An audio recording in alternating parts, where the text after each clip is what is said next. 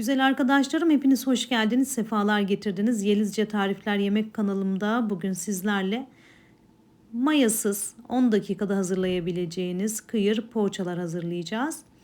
Baba ocağımdan, annemin mutfağından selam olsun hepinize. Ustalarımıza hazırladım. Çay servisi olarak çayın yanında ikram ettim. Oldukça da beğendiler. Sizleri daha fazla bekletmeden hemen kıyır poğaça tarifime geçmek istiyorum. Şimdiden yapacak olanlara afiyet şifa olsun. Keyifli izlemeler güzel arkadaşlarım. Mutlaka bu tarife bir şans verin ve sevdiklerinizle mutlaka paylaşın. Bu şekilde kanalıma destek olacaksınız. Beğenilerinizi, yorumlarınızı ve sevdiklerinizle paylaşmanızı bekliyorum. Hepinize keyifli izlemeler diliyorum. Hemen tarifime geçiyorum. O kadar güzel ve lezzetli oldu ki böyle ısırdığınız an kıyır kıyır o lezzeti alıyorsunuz. Hemen malzeme listeme geçiyorum. 2 adet yumurtanın sarısını bir tanesini ayırdım ve yumurtayı yoğurma kabıma aldım. 1 su bardağı sıvı yağımı ekledim. 1 su bardağı yoğurdumu ekliyorum. Bütün malzemelerimizi aynı anda karıştırıyoruz diyebiliriz arkadaşlar. 1 yemek kaşığı şekerimizi ekliyorum. 1 tatlı kaşığı tuzumuzu ekliyorum. 1 yemek kaşığı sirkemizi ekliyorum ve güzel bir şekilde çırpıyorum arkadaşlarım. Dediğim gibi mayalanma istemeyen 10 dakikada hazırlayabileceğimiz kıyır kıyır poğaçalar olacak. Malzemelerimi şöyle güzel bir şekilde hepsi birbirine karışacak şekilde çırpıyorum. Güzel bir şekilde çırparsanız içerisinde yoğurt parçaları kalmazsa yoğurduğunuzda çok daha hızlı bir şekilde hamur elde edersiniz. Gerekli olan bütün malzemeleri açıklamalar kısmına yazıyor olacağım. Oradan bakarak faydalanmayı lütfen unutmayın. Videomuzu beğenmeyi, yorum yapmayı ve kanalımıza destek olmayı, sevdiklerinizle paylaşmayı lütfen unutmayın. Toplamda ben 4,5 su bardağı un ayırdım. Üzerine bir paket kabartma tozunu ekledikten sonra şöyle eldiven takıyorum. Elimde yara olduğu için eldivenle yoğurmak istedim. Güzel bir şekilde yoğurma işlemine devam ediyorum. Eldiven de elime büyük olduğu için birazcık zorlandım. İlk defa eldivenle hamur yoğurdum diyebilirim. O yüzden birazcık zorladı beni ama sonuç çok güzel oldu.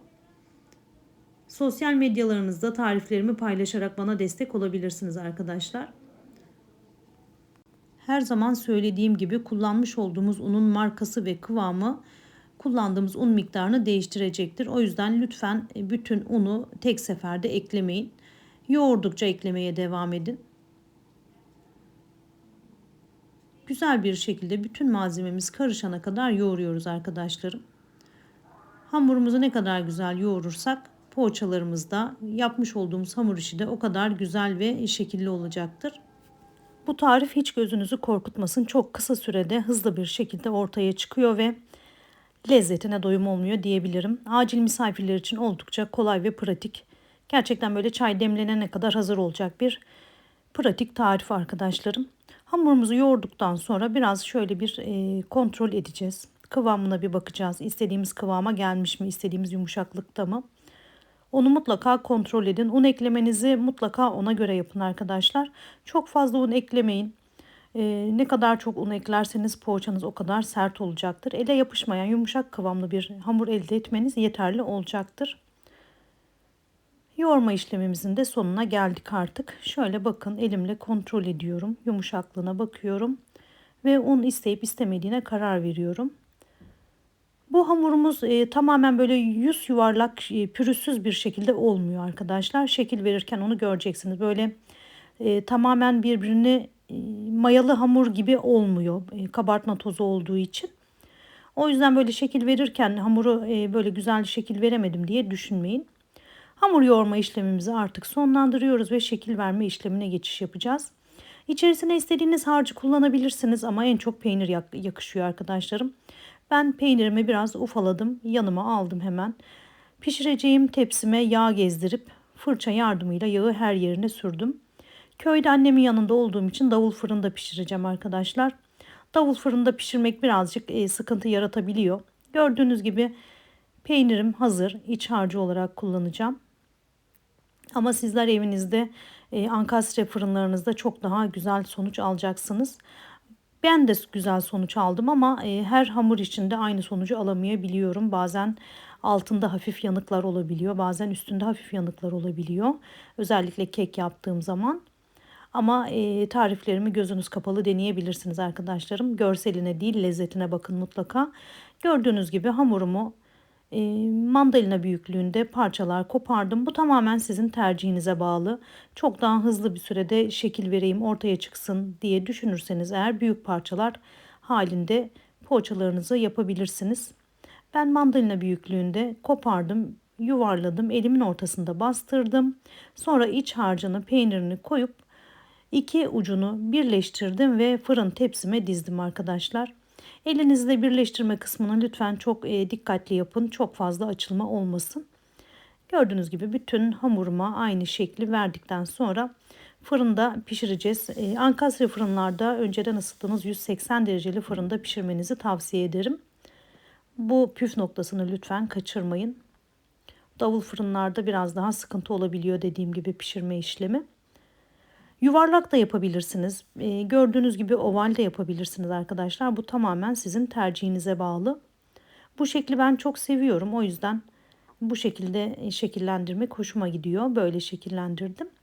Eğer tarifimi yapar ve beğenirseniz lütfen yorumlar kısmına gelip yazmayı, nasıl bulduğunuzu diğer arkadaşlarla paylaşmayı lütfen unutmayın. Çünkü birçok arkadaşım yorumları okuyarak tarifi yapıp yapmamaya karar veriyor. Siz de öylesinizdir, biz de öyleyiz. Memleketimden, Ordu'dan hepinize kucak dolusu sevgiler, selamlar göndereyim. Aynı zamanda selam da göndermiş olayım. Nereden izliyorsanız oralara kucak dolusu sevgiler, selamlar gönderiyorum. Bir adet yumurta sarısı ayırmıştık. Onu hemen poğaçalarımızın üzerine güzel bir şekilde sürüyoruz. Ben üzerine susam ve çörek otu karıştırdım, serpiştirdim. Siz isterseniz sadece çörek otu, sadece susam, isterseniz karışık, isterseniz ayrı ayrı birazını susamlı, birazını çörek otlu da yapabilirsiniz. Mavi haşhaş da serpiştirebilirsiniz. Bu tamamen sizin tercihinize kalmış bir durum.